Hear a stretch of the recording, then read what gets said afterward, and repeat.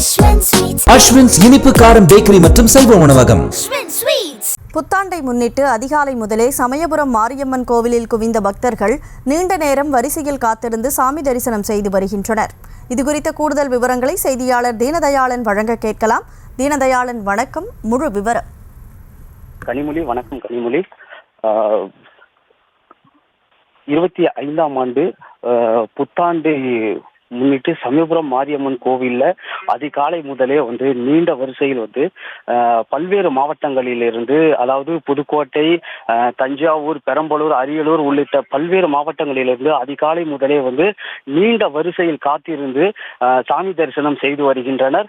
அதனைத் தொடர்ந்து இன்று காலையில் முதலே சமயபுரம் மாரியம்மன் கோவில் மூலவர் அம்மனுக்கு சிறப்பு அபிஷேகம் மற்றும் தீபாராதனை காட்டப்பட்டு தொடர்ந்து கோவிலுக்கு நீண்ட வரிசையில் பக்தர்கள் வழிபாடானது செய்து வருகிறார்கள்.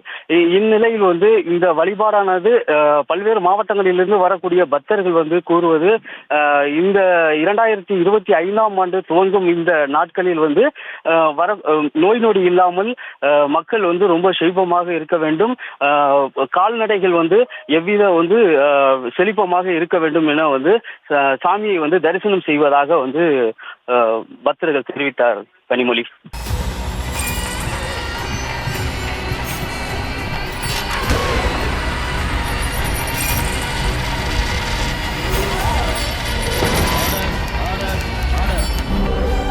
நிகழ்தகவு குற்றங்களின் மறுபரிமாணம். நாள்தோறும் இரவு 10 மணிக்கு இணைந்திருங்கள் நமது நியூஸ் தமிழ் தொலைக்காட்சியோடு.